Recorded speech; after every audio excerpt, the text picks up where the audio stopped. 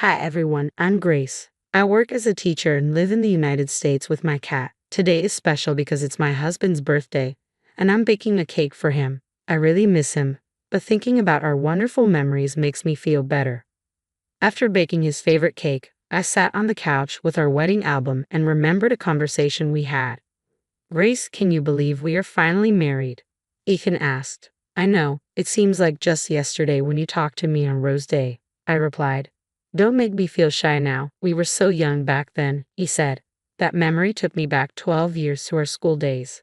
Hey Grace, you know today is a pretty special day, right? Ethan said. Let me guess, International Pancake Day. I joked. No, it's Rose Day, the day we showered each other with roses and all that mushy stuff, he explained.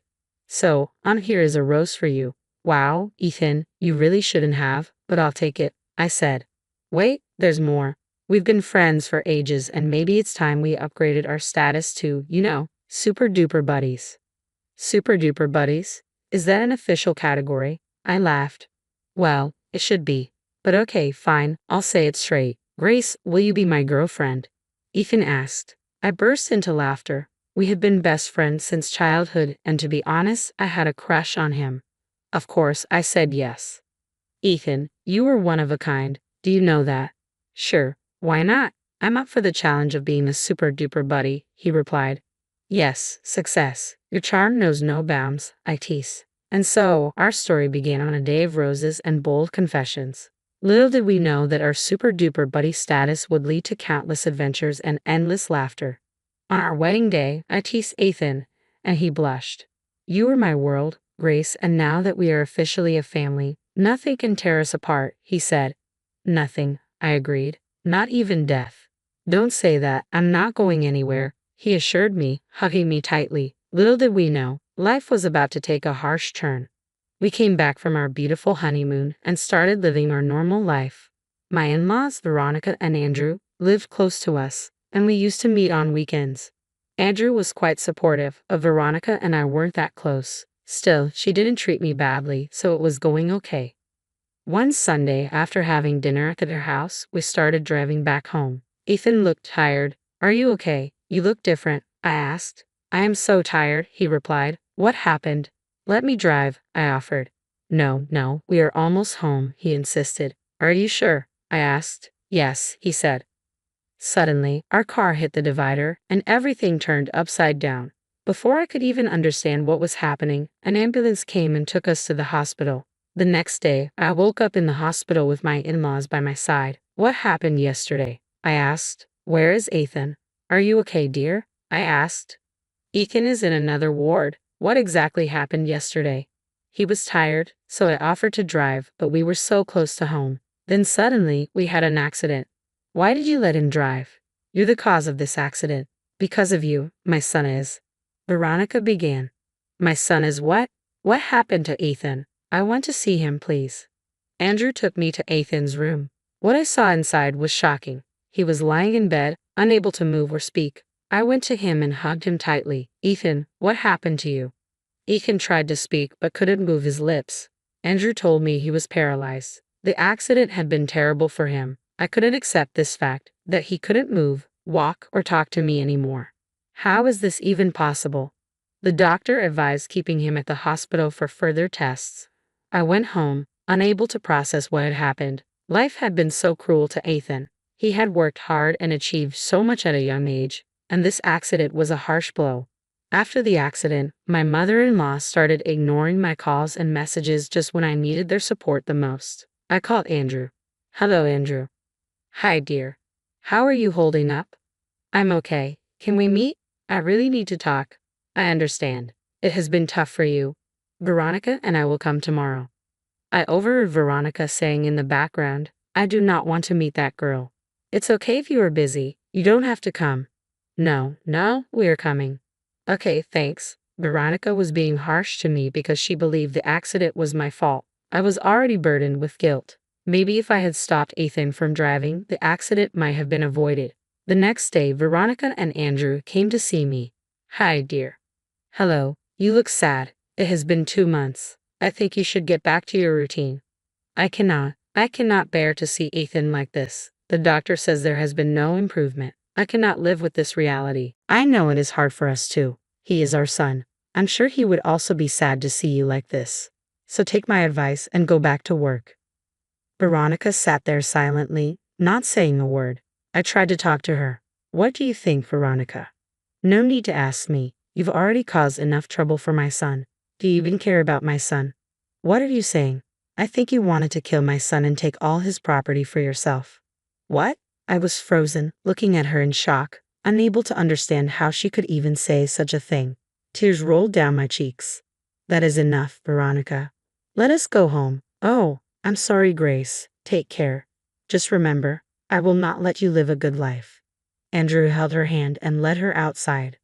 I cried a lot that day. I did not know how to explain to her how much I love Ethan. I decided to be strong and take Andrew's advice. I went back to work and started facing life again. I visited Ethan every day.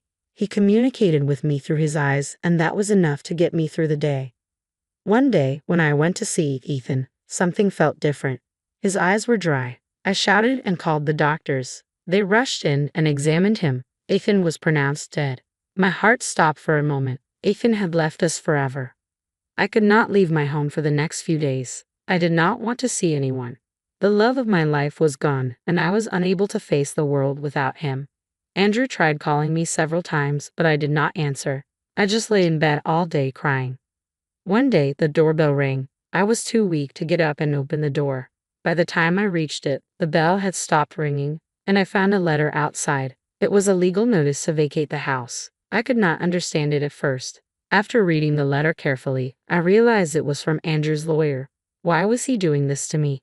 According to the notice, the house belonged to Andrew, and he wanted me out. I couldn't believe he could do this to me. I was sad and angry, so I decided to confront him. "Hello, Andrew. How are you, my child? Why did you not pick up my calls for so long? Why are you acting this way? You sent me a legal notice, and now you're pretending to care about me." "What notice? I have no idea what you're talking about." "Stop playing games, Andrew. I know Veronica blamed me for the accident. I thought you were supportive, but what you did is unbelievable." "Wait, please explain what happened. Did you not transfer all of Ethan's assets to your name, and now you want to make me homeless too?" "I have no idea what you're talking about. You were like a daughter to me. Let me come and see you, and we can figure this out." "I do not want to see you. I am moving out. I did not marry Ethan for his money. I do not care who gets his property, but this house holds his memories, and sadly, I cannot live here anymore." I hung up the phone and moved to a rented house. Andrew tried to contact me, but I was not interested in them anymore. I had Ethan's beautiful memories with me. I returned to work. One day while walking down the street, I saw a hungry and injured cat. Ethan loved cats. I brought her home, and since that day she became my pet, a constant reminder of the love we once shared. One day while walking down the street, lost in my thoughts, I saw Andrew approaching. It was the first time I had seen him since I moved out. A mix of emotions welled up inside me. "Grace, is that you?" "Yes, it is me." There was an awkward silence as we stood there facing each other on the sidewalk. "How have you been, Grace?" "I've been coping, Andrew. It's not easy." "I can only imagine how difficult it must be for you." I could not help but notice the sadness in Andrew's eyes. It seemed genuine, and for a moment, I wondered if there was a misunderstanding regarding the legal notice. "Andrew, about that legal notice, Grace, I truly do not know about it. I never authorized any such notice." My confusion deepened. If Andrew did not send the notice, then who did? "I do not understand. If it was not you, then who sent that notice?" "I wish I knew. I've not been involved in any legal proceedings after my retirement. I want you to know, Grace, that I have always considered you a part of our family." "Then why did Veronica say those things to me, accusing me of wanting Ethan's wealth?" Andrew sighed, looking pained. "Veronica has been struggling to cope with Ethan's condition and the loss of her son. She may have said things in anger and grief." I could not hold back my tears. The weight of the past few months had been unbearable, and now, facing Andrew, I felt a mix of relief and sorrow. "I loved Ethan with all my heart, Andrew. I still do. I know you did, Grace, and I believe you. I will look into this legal notice matter and try to get it sorted out." "Thank you, Andrew. That means a lot to me." As we parted ways, I could not help but wonder about the truth behind the legal notice. It seemed there were more mysteries to unravel in this painful chapter of my life. Andrew's statement seemed like it held some truth. He had been focusing on his farming business ever since his retirement, and Veronica had taken charge of handling all the financial matters. Could it possibly be her? The suspicions started to emerge in my mind, but I was cautious. After all, Veronica was Ethan's mother, and I did not want to accuse her unfairly. So I made up my mind to dig deeper into the matter to ensure I had all the facts. As time went by, I became more and more worried about the legal notice. It felt like a puzzle with missing pieces, and it bothered me a lot. I knew I had to investigate further to find out what really happened, so I asked a police friend who was good at solving mysteries and was ready to help me. Together, we looked into where the legal notice came from. We tried to reach the lawyer as well, but he was out of the country. We carefully followed all the clues, both on paper and online, hoping to find something that would tell us who sent it. It took a lot of time, but I was determined to discover the truth. Finally, after weeks of searching, my friend managed to get a recording of a conversation between Veronica and the lawyer. We also found a digital trail that pointed to Veronica.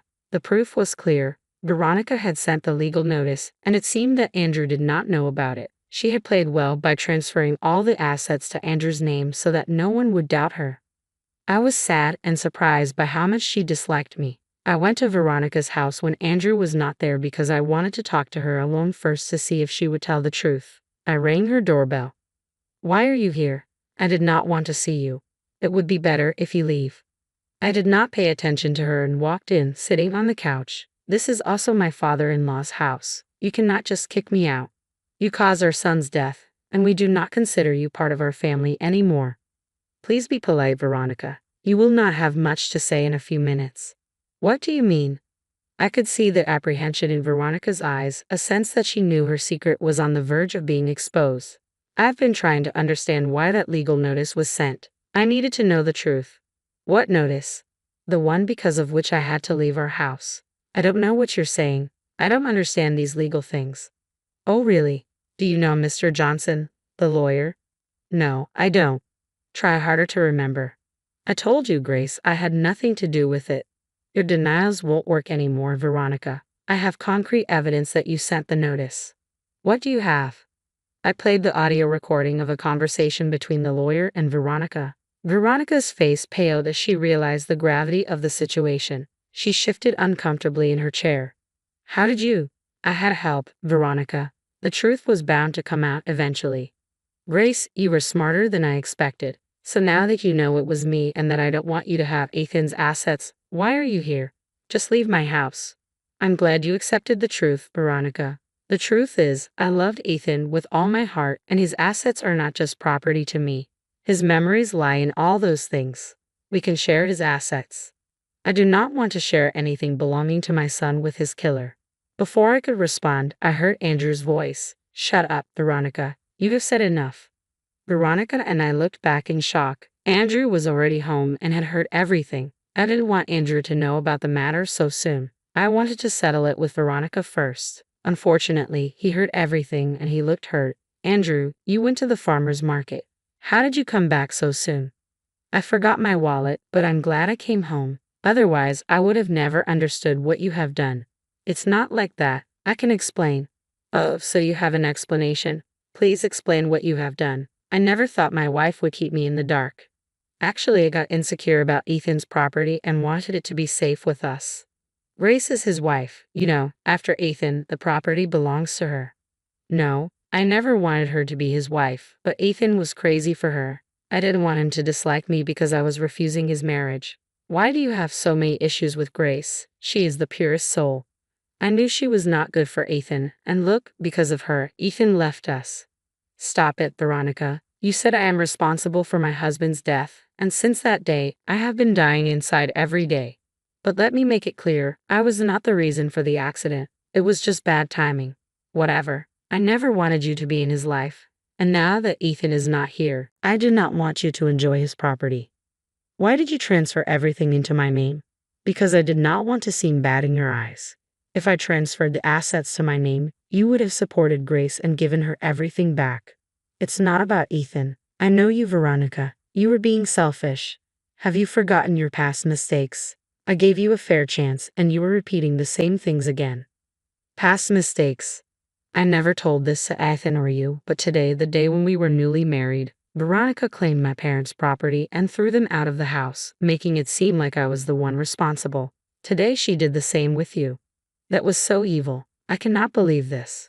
She created misunderstandings between me and my parents. They never spoke to me again. But despite that, I gave her a chance and continued our marriage. But it looks like she will never understand. I have made my decision. I cannot continue like this. I'm going to file for divorce. Divorce? Are you serious, Andrew? Please let's talk about this. We can work things out. Grace and I have been through too much, and I cannot ignore your secrets and lies any longer. It's not healthy for any of us. Please don't do this to me, Andrew. Where will I go? Don't ask me. My decision is final. Veronica sat down in disbelief. The tension in the room was heavy. I never imagined something like this would happen. I know I messed up by transferring the assets. I did it out of fear. I was scared that if I didn't, Grace would take everything and leave us with nothing. Veronica, I never wanted any of this. I didn't even know about the assets until now. Ethan loved you, and I didn't want to come between you. Enough explanation, Veronica. Just get out of my house. I'll see you in court. Veronica started crying, but she understood that nothing was going to work out. After some time, she left home. Andrew, I didn't want to create problems between you and Veronica. I didn't want to be the cause of more tension in your marriage. This is not your fault, Grace. This is just a reflection of her actions. Andrew, I'm so sorry for everything. You don't have to say sorry. You have lost everything. You're like a daughter to me, and I have decided something for you. What is it?